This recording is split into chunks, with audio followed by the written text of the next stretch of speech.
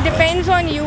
जो अपने हाथ में नहीं है उसके बारे में सोचने का ज़्यादा फ़ायदा ही नहीं है। जहाँ पे भी आपको कंफर्टेबल हो, जो आपको लगे कि हाँ आप इससे देना चाहते हैं, just go with it. I don't think it matters, what matters is your content at the end of the day. आप कहीं भी लिखो, अगर कंटेंट स्ट्रॉन्ग नहीं होगा then you won't get whatever you are reading, enjoy what you are reading, enjoy whatever you are doing in life, and knowledge never goes waste. If you're learning something, it'll be helpful for you only. So don't think of anything as a failure or a success. It's a learning process. You realize no success comes without hard work, so you have to work very hard.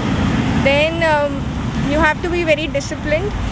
कि आपको आखिरी के 1 महीने पढ़ने में नहीं होता है। You have to have a routine and be confident of yourself. लोग कुछ भी कहें but you have to have faith in yourself. Depends on you. जो अपने हाथ में नहीं है उसके बारे में सोचने का ज़्यादा फ़ायदा ही नहीं है। जहाँ पे भी आपको कंफर्टेबल हो, जो आपको लगे कि हाँ आप इससे देना चाहते हैं, जस्ट गो विद इट। उस डिबेट में पढ़ने का it's actually counterproductive, you waste your own time. Interview किस टाइप के क्वेश्चंस पर फोकस रहा, किस एरिया के क्वेश्चन ज़्यादा पूछे गए? It was related to my career record. Hobby से क्वेश्चन? हॉबी से नहीं था ऐसा। करंट से यूक्रेन, युद्ध, श्रीलंका, ऐसा कुछ नहीं पूछा गया? No, it's a general perception about the challenges that India faces. अच्छा, जो प्री की तैयारी करते हैं बच्चे, उनको आप क्या स्ट्रेटेजी बताना चाहेंगी कि आपका प्री हो जाएगा इसी स्ट्रेटेजी को अगर आप फॉलो करें?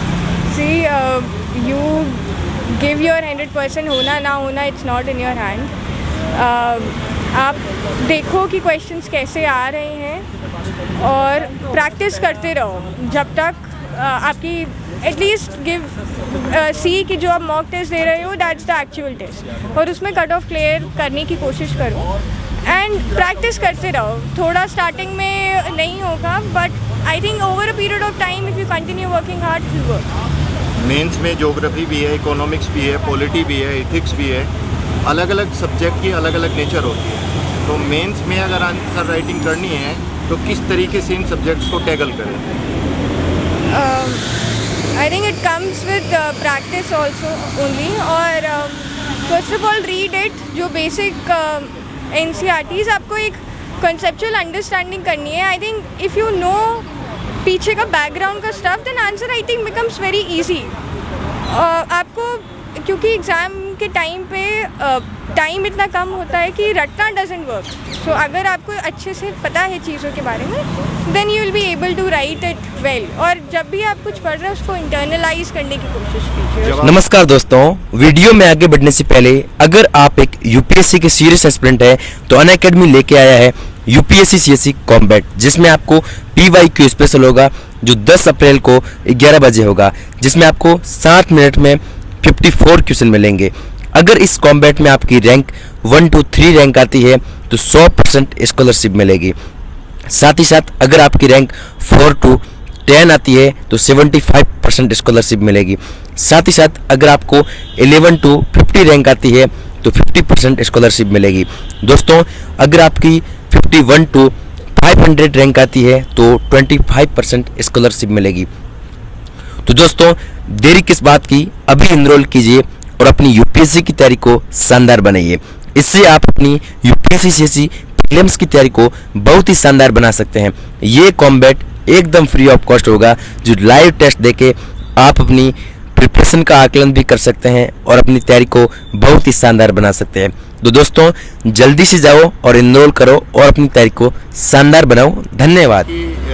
आंसर राइटिंग की आपने लिखा एग्जाम में, तो आपने बुलेट्स फॉर्म में ज़्यादा प्रीफर किया, पैराग्राफ राइटिंग ज़्यादा की, फ्लो चार्ट या डायग्राम का कितना यूज़ किया? I don't think it matters, what matters is your content at the end of the day. आप कहीं भी लिखो, अगर कंटेंट स्ट्रॉन्ग नहीं होगा then you won't get marks. अच्छा, यूपीएससी की तैयारी में कोचिंग्स की कितनी रिलेवेंसी है, कि कोचिंग ज़रूरी है या फिर खुद से भी की जा सकती है?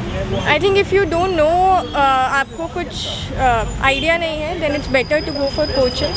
कोचिंग इन द सेंस कि गाइडेंस आपकी ज़रूरत है, जो आपको बता सके कि ये मटेरियल रेफर कर सकते हो, but it's not necessary. It's if you think that you can manage on your own also then do it. ये आपका कौन सा अटेम्प्ट था? 5th attempt. आप जॉब में? यस। जो बच्चे डीमोरलाइज हो जाते हैं, एक बार असफलता मिली, अनसक्सेस रहे, उसके बाद में फिर वो दोबारा किस तरीके से मोटिवेशन लेकर और कितने घंटे की पढ़ाई करें कि उनका सिलेक्शन हो जाए? I think there is, I know it is tough. If repeated failures, it's very disheartening. But ultimately, you have to realize कि this is one of the avenues. There are many avenues in life. अगर एक रास्ता बंद हो जाता है दूसरा खुल जाता है. So there is, अगर आप जॉब में और आप करना चाहते हैं, then you have to take out time and you have to have a very focused approach. और because that balance is difficult. Job के साथ साथ पढ़ाई करना मुश्किल हो जाता है. But and you have to start early then. थोड़ा और पहले से स्टार्ट करना पड़ेगा और ज़्यादा टाइम देना पड़ेगा. You have to cut down on your WhatsApp, social media to take out time for studies. UPSC की तैयारी करने वाले बच्चों को आपका अंतिम संदेश क्या होगा? I think just work hard. This is studies. I mean, you whatever you're reading, enjoy what you're reading, enjoy whatever you are doing in life, and knowledge never goes waste. If you're learning something, it'll be helpful for you only. So don't think of anything as a failure or a success. It's a learning process, and leave the rest. Outcome, it's not in your hands to think about the process. ईश्वर से प्रार्थना है आपका selection हो. Say generally, so my hobbies were blogging, traveling. So what do you like about it? General questions. Okay ma'am, आपके interview में current affair से questions पूछे गए हैं? Yeah, they did ask. They asked about the current problems we faced by India with respect to economic, security and political challenges. Okay ma'am, क्या वो कई बार क्या होता है प्रीलिम्स ही बच्चे क्लियर नहीं कर पाते, तो प्रीलिम्स के लिए बच्चे कैसे प्रिपरेशन करेंगे? Just see what is the syllabus. Previous year के question papers देखिए कैसे questions पूछ रहे हैं वो, और practice a lot. Okay ma'am, अपने मेंस के लिए कैसे प्रिपरेशन की? Main, similarly, mains is about expressing yourself in a good way, and so you should be thorough with whatever concepts are there. So I think conceptual understanding is very important. So पहले उस पर focus करना है, बाद में you start writing and improve upon it. Okay ma'am, कई बार क्या होता है जर्नी के दौरान बच्चे डीमोटिवेट भी हो जाते हैं, तो आप मोटिवेट रहने के लिए क्या करते थे? Motivate के लिए you realize that why are you in this process first.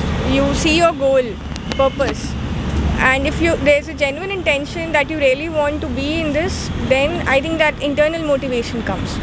ठीक है मैम, आपके इंटरव्यू में किसका पैनल था? TCA आनंद सर का पैनल था. थैंक यू मैम, ये कैमरा अटेम्प्ट था आपका? 5th attempt था. 5th attempt. और इससे पहले आप इंटरव्यू तक पहुंची थी? इससे पहले क्या रहा, मतलब मेंस, मतलब किस तरह की फेलियर रही थी पिछली बार? It's not a failure, it's always a lesson. Great. And other people were better than me.